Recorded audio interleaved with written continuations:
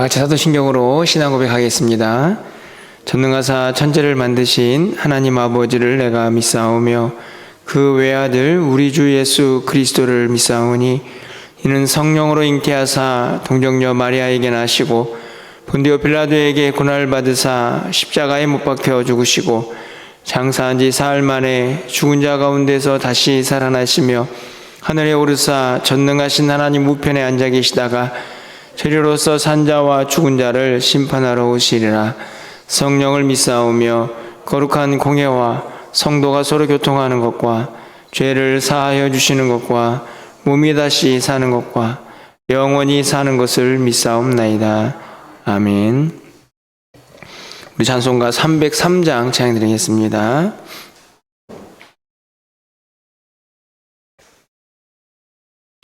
(303장입니다)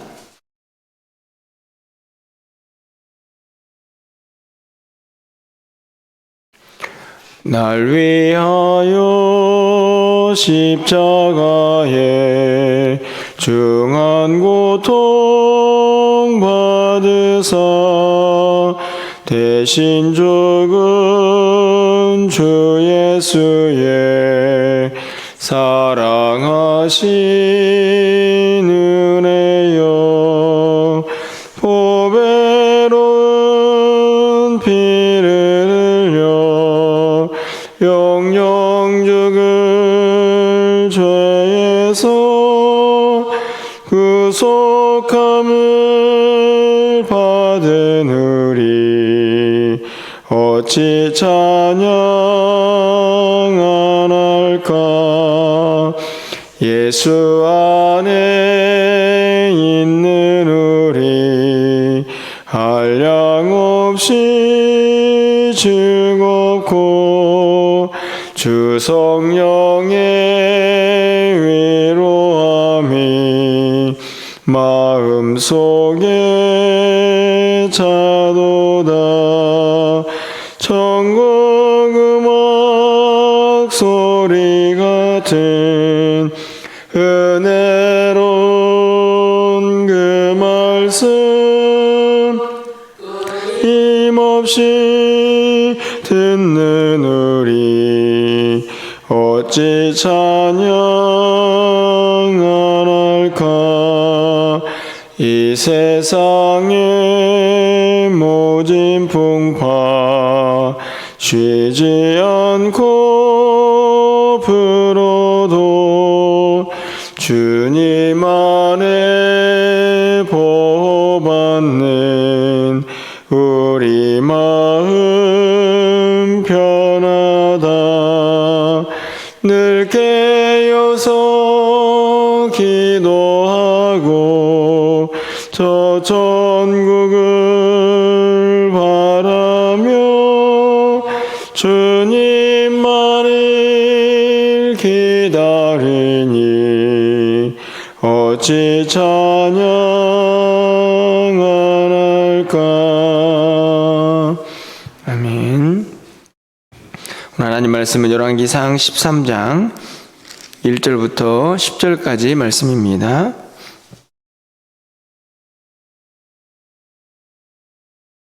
구약성경 536쪽에 있습니다.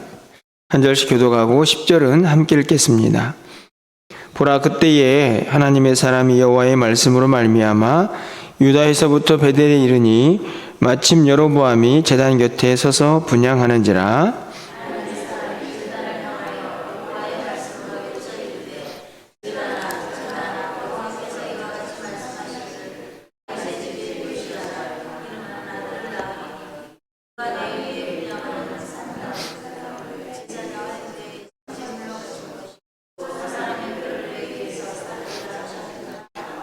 그날에 그가 징조를 들어 이르되 이는 여호와께서 말씀하신 징조라. 제단이 갈라지며 그 위에 있는 재가 쏟아지리라 하매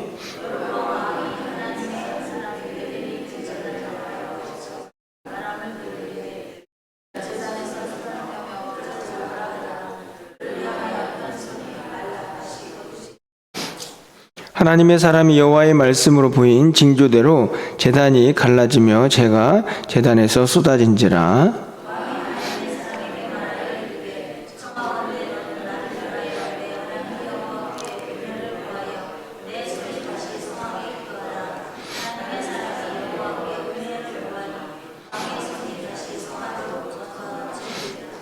왕이 하나님의 사람에게 이르되 나와 함께 집에 가서 쉬라.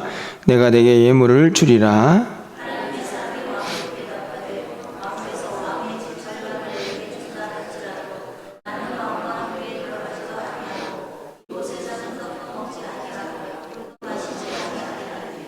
이는 곧 여호와의 말씀이 내게 명령하여 이르시기를 떡도 먹지 말며 물도 마시지 말고 왔던 길로 되돌아가지 말라 하셨음이니이다 하고 이에 다른 길로 가고 자기가 베델에 오던 길로 되돌아가지 아니하니라. 아멘. 예, 우리는 이제 새벽에 다니엘 왕국의 시대를 솔로몬을 끝으로 이스라엘 역사가 끝이 나고 이제 분열왕국 시대를 맞이하고 있는 그 시작에 우리가 서 있는 것을 보게 됩니다. 어제도 살펴봤지만 북이스라엘의 10지파 그리고 남유다의 2지파가 여로보암과 또 르호보암 왕을 세워서 각각 어떤 새로운 그런 시대를 살게 되는데요.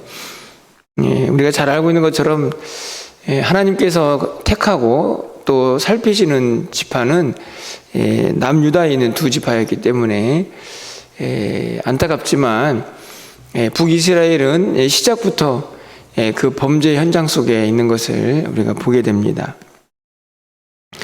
어제도 살펴봤듯이 이 여로보암이 이 북쪽에 있는 이스라엘 백성들이 예루살렘으로 제사를 또 예배를 드리러 가는 것을 염려하고 또 두려워해서 북쪽에다가 단을 만들지요. 제단을 만듭니다.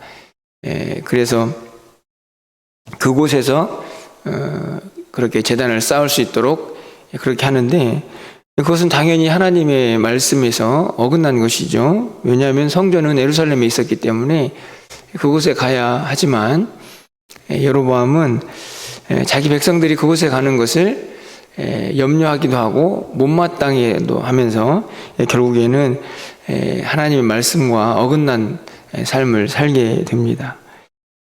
그렇게 어제까지 말씀이 끝이 나고 오늘 13장에서는 13장 이제 전반부를 읽었는데 13장 전체가 이 여로보암에 대한 이 하나님의 심판의 메시지가 선포가 되고 있는 것을 볼 수 있습니다. 그 심판의 메시지를 전하는 사람은 하나님의 사람이다 이렇게 불려지는 그런 인물인데요. 오늘 본문에서 그 심판의 내용도 나와 있고 또 그 하나님의 사람이 어떻게 말씀을 전하는가 하는 것도 기록이 되어 있습니다. 13장 전체는 어떻게 보면은 이 여로보암이 하나님 앞에서 범죄해서 하나님이 심판하신다라는 내용도 담겨져 있지만 더 큰 주제의 내용을 살펴본다면 바로 그 심판의 메시지를 전하는 이 하나님의 선지자, 하나님의 사람의 그 행동과 그 모습이 아닌가 생각이 듭니다. 오늘 그의 모습을 잠깐 살펴보고 또 주일에 이어서 하나님의 사람의 모습을 함께 살피면서 하나님의 마음을 함께 또 우리의 마음속에 새기기를 또 소망해 봅니다. 가장 먼저는요, 그렇다면 하나님께서 이 하나님의 사람을 통해서 전하는 이 여로보암의 이 심판의 메시지가 무엇인가를 함께 좀 보겠습니다. 2절입니다. 하나님의 사람이 제단을 향하여 여호와의 말씀으로 외쳐 이르되 제단아 제단아 여호와께서 이와 같이 말씀하시기를 다윗의 집에 요시야라 이름하는 아들을 낳으리니 그가 내 위에 분향하는 산당 제사장을 내 위에서 제물로 바칠 것이요 또 사람의 뼈를 내 위에서 사르리라. 이렇게 하나님의 심판의 메시지를 전합니다. 그 제단이 결국에는 무너져 버릴 것이다. 또 그 제단에서 제사를 지내는 자가 하나님의 심판을 받을 것이다 하는 내용인데요. 오늘 본문에 보면 그때가 언제인가 기록이 되어 있습니다. 다윗의 집에 요시야라 하는 아들이 나와서 그때 이 일이 이루어질 것이다. 하나님의 심판이 요시야 때 이루어질 것을 말씀을 합니다. 다윗의 집이라는 말은 남쪽 유다의 왕이 이 북이스라엘을 심판할 것이다 하는 것을 말씀하죠. 이제 여기서 좀 이제 사람들이, 학자들이 질문을 하게 됩니다. 요시야, 이 요시야 왕은 이 여로보암 때부터 도대체 얼마나 시간이 흘러야 하나 하는 그 간격 때문에 그런데요. 무려 어느 정도 시간이 지나냐면 300년의 시간이 지나야 합니다. 왜 질문할까요? 하나님께서 이 죄를 짓고 있는 여로보암을 심판하시려면 그냥 당장 심판해 버리시지 왜 그렇게 뒤에 300년이나 시간이 지난 뒤에야 심판을 하실까? 이런 질문이 생겨나는 것입니다. 여러분은 왜 그렇다고 생각이 드시나요? 물론 하나님의 때, 하나님의 주권은 우리가 다 알 수 없습니다. 그렇죠? 그런데 중요한 것은 저는 그런 이 긴 기간이 있는 이유는 하나님의 기다림의 시간이다 이런 생각을 합니다. 이스라엘 백성들은 계속해서 범죄를 하게 됩니다. 이 첫 번째 왕부터 시작해서 계속 왕들이 하나님 앞에서 죄를 짓는데요. 하나님이 계속 기다리시는 거죠. 하나님의 이 사랑으로 다시 돌아오기를 기다리는 시간이 300년이 아닌가 생각이 드는데요. 하나님은 기다림의 시간이지만 사람은 그렇지 않은 것 같습니다. 기회를 준 건데 사람들은 하나님께서 뭐 그렇게 심판한다고 말씀하셨지만 요시야가 언제 나타나가지고 이 땅을 심판하겠느냐 이런 마음으로 1년이 지나고 10년이 지나고 100년이 지나면서 아마 다 잊어버렸을 수도 있지 않겠습니까? 저는 이 요시야 때에 하나님의 심판이 임한다라는 이 말씀 속에서도 하나님과 인간의 차이를 좀 보게 됩니다. 얼마나 인간은 악하고 또 하나님은 얼마나 기다리시는가 하는 생각을 갖게 되는데요. 300년이라는 긴 시간이 지난 이후에 그 말씀이 성취가 되겠지만 그 말씀은 그럼에도 불구하고 하나님의 신실하신 말씀이다. 이거를 보여주어야 하지 않습니까? 그래서 오늘 징조가 하나 나타납니다. 하나님의 사람이 하나님 이렇게 말씀하셔서 이렇게 말한다고 사람들이 믿지 않을 것 같으니까 하나님께서 증거를 하나 보여주시는 거죠. 그게 뭡니까? 3절 말씀에 보면 그날에 그가 징조를 들어 이르되 이는 여호와께서 하신 말씀이다.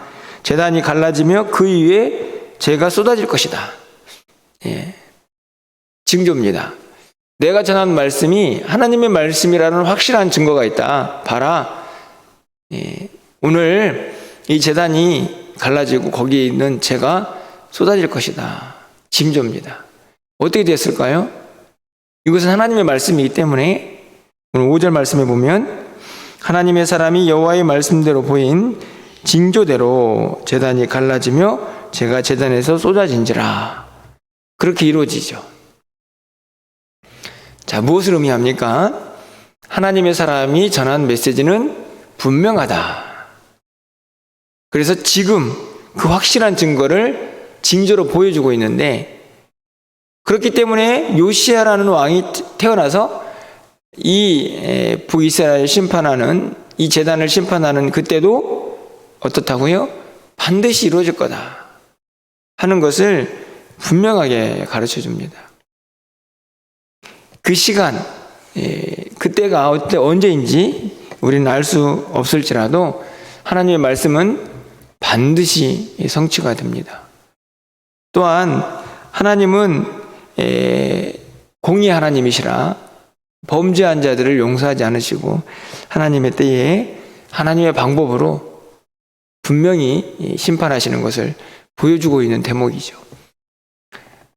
이 300년이라는 긴 시간 동안 인간은 자신이 살피고 회개하고 하나님께로 돌아와야 하지만 이스라엘 백성들은 북쪽에 있는 이스라엘 백성들은 계속 악을 행하고 하나님으로부터 멀어지는 모습을 보게 됩니다.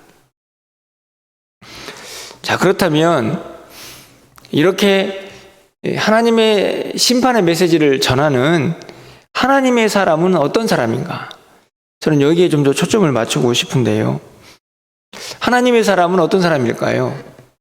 하나님의 사람의 특징은 두 가지로 오늘 본문에서 보여지는데, 첫 번째로는 말씀과 함께하는 사람입니다. 자, 여러분 보십시오. 1절 말씀에 오늘 이 하나님의 사람이 왜 베델의 제단, 여로보암이 제사를 지내고 있는 그곳에 도착했는가 보면 1절에서 보라 그때에 하나님의 사람이 여호와의 말씀으로 말미암아, 그렇죠? 유다에서 베델로 올라갑니다. 하나님께서 올라가라고 말씀하신 거죠. 유다에 살고 있는 사람이 베델로 올라가는 겁니다. 왜냐하면 누구를 만나기 위해서요? 여로보암을 만나기 위해서. 왜요? 하나님의 말씀을 전하기 위해서 가는 겁니다. 그렇죠? 그래서 2절에서도 하나님의 사람이 제단을 향하여 뭘 외치냐면은 여호와의 말씀으로 외치고, 3절 상반절에서도 그날의 징조를 들어 이르기를 여호와께서 말씀하신 징조라. 그러니까 이 하나님의 사람은 어디를 가든지 말씀을 통해서 움직이고 말씀과 함께 가는 사람입니다. 그뿐만이 아닙니다. 여로보암에게 하나님의 말씀을, 심판의 메시지를 전하는 그 말씀도 있지만 9절 말씀을 보십시오. 이 하나님의 사람 자체가 지켜야 할 말씀도 있습니다. 자, 9절 말씀을 보면 이는 곧 여호와의 말씀이 내게 명령하여 이르시기를 떡도 먹지 말고 물도 마시지 말고 왔던 길로 되돌아가지 말라. 이게 하나님의 사람이 지켜야 할 명령입니다. 하나님의 사람은요, 첫 번째로는 심판의 메시지를 가지고 하나님이 가라 해가지고 베델로까지 갔습니다. 그런데 그 가는 과정 속에서, 오고 가는 과정 속에서 이 하나님의 사람 자체가 지켜야 할 하나님의 말씀이 있었는데, 그것은 무엇이냐면 먹지도 말고 마시지도 말고, 그리고 오던 길로 다시 되돌아가지도 말라. 다른 길로 가라는 이야기입니다. 이렇게 질문할 수 있습니다. 왜요? 아니, 선지자가 누가 좀 음식 주면 먹을 수도 있죠. 이렇게 말할 수 있지만 하나님의 뜻입니다. 먹지도 말고 마시지도 말고. 이렇게 말씀을 가지고 갔지 않습니까? 아니나 다를까 이렇게 분양을 하다가 여로보암이 하나님의 심판으로 말미암아 그 손이 마르게 되지 않습니까? 그 과정에서 이제 회복이 되는데, 너무 감사하니까 여로보암 왕이 하나님의 사람에게 내가 가서 먹을 것 좀 주겠다. 첫 번째 유혹입니다. 먹었을까요? 아니죠. 9절 말씀처럼 저는요, 하나님께서 이렇게 말씀하셨습니다. 여기에서는 먹지도 말고 마시지도 말고 오던 길로 다시 돌아가지도 말라고 하나님이 말씀하셨습니다. 이게 하나님의 사람의 특징입니다. 말씀과 함께 가고 말씀이 하지 말라는 것은 안 하는 것이죠. 뿐만이 아닙니다. 하나님의 사람은 뭐 하는 사람이냐면 기도하는 사람이다 하는 것을 알 수 있습니다. 여러분 6절 말씀입니다. 여로보암 왕이 아마 분했던 것 같습니다. 어떻게 손짓을 했는지 그 손이 그 상황에서 마르는 심판을 받게 되는데요. 그때 이야기합니다. 6절에서 왕이 하나님의 사람에게 말하여 이르되 청하건대 너는 나를 위하여 내 하나님 여호와께 은혜를 구하여 내 손이 다시 성하게 기도하라. 하나님의 사람이 여호와께 은혜를 구하니 왕의 손이 다시 성하도록 전과 같이 되니라. 짧은 순간이지만 이 베델 제단에서요, 범죄 현장에서 기적이 2개나 일어납니다. 하나는 하나님의 사람이 말한 징조, 제단이 갈라지는 것. 또 하나는 왕의 손이 말랐다가 다시 회복되는 것입니다. 그 과정에서 누구의 기도가 지금 작용합니까? 하나님의 사람의 기도입니다. 왕이 요청하죠. 너 하나님께 좀 은혜를 구해달라. 하나님 이 왕에게 은혜를 베푸셔서, 긍휼을 베푸셔서 저 손을 좀 고쳐주십시오라고 기도해달라고 요청을 하는 겁니다. 그래서 하나님의 사람이 기도해서 하나님이 고쳐주셨죠. 무엇을 의미합니까? 하나님의 사람이 대단한 능력의 사람이라는 것을 보여주는 게 아니고 이 모든 과정 속에서 누가 함께하고 있는가를 보여주는 거죠. 하나님이 함께하고 계신다. 하나님이 말씀을 주셔서 베델로 보내셨고 또 그 가운데에서 병들고 연약한 자들을 기도를 통해서 고치시고 이 하나님의 사람이 하는 일들입니다. 제가 왜 이 말씀을 드리냐면 많은 사람들이 왜 이 하나님의 사람은 이름이 없는가에 대한 질문을 또 하죠. 이름이 없지 않습니까? 예를 들면 하나님의 사람 엘리야, 하나님의 사람 모세. 그러면 그 하나님의 사람은 딱 이름이 정해져 있는데 여기는 아예 이름이 없고 그냥 하나님의 사람이 이렇게 되어 있습니다. 그래서 많은 사람들이 이 하나님의 사람이 누구냐에 대한 질문을 하지만 사실은 바로 우리 믿는 자들에게 그대로 적용되는 선지자의 모습이다 생각이 듭니다. 우리 모두도 하나님의 사람이죠. 요즘 수요일마다 우리가 누구에게 속한 사람이라고 얘기합니까? 하나님께 속한 사람입니다. 왜요? 우리에겐 하나님의 영이 와 계시니까. 그러니까 하나님의 사람입니다. 하나님의 사람은 하나님께 속한 사람, 하나님의 소유가 된 사람을 의미하죠. 그 사람이 지금 뭘 하고 있습니까?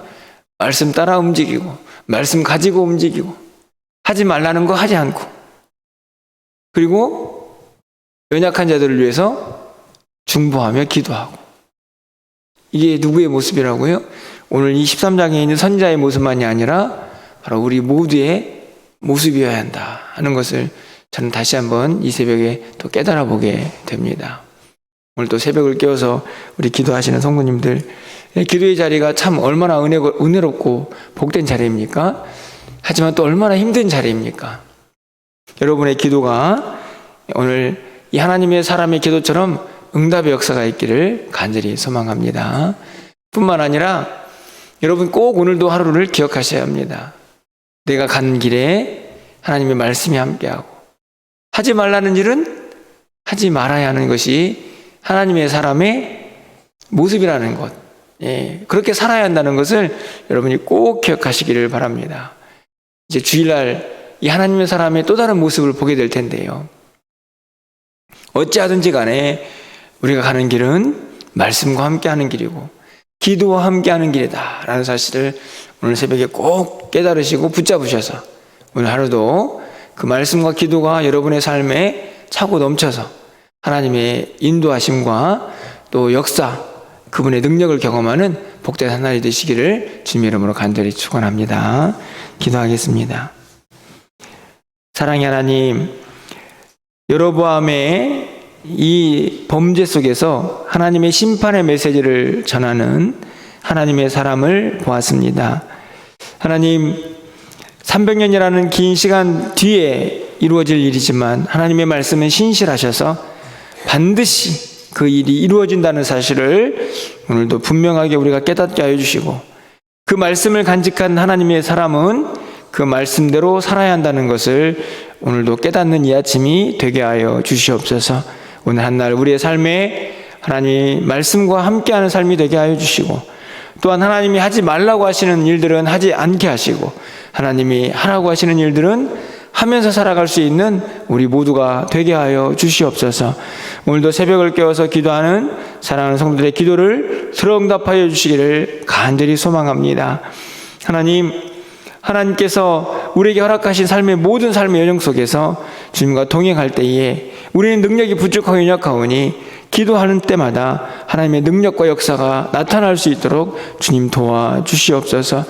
우리 성도님들이 오랫동안 간직한 기도의 제목들이 있습니다. 하나님께서 하나님의 때에 하나님의 방식으로 꼭 들어응답하여 주셔서 하나님의 역사를 경험하기에 부족함이 없도록 주님 도와주시옵소서. 오늘도 사랑하는 성도들의 출입을 지켜주시고 한날의 모든 삶이 하나님께 영광이 될 수 있도록 주님 인도하여 주시옵소서.